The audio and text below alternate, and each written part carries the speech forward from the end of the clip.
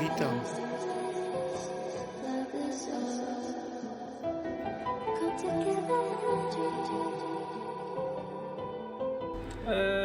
Ale do rzeczy.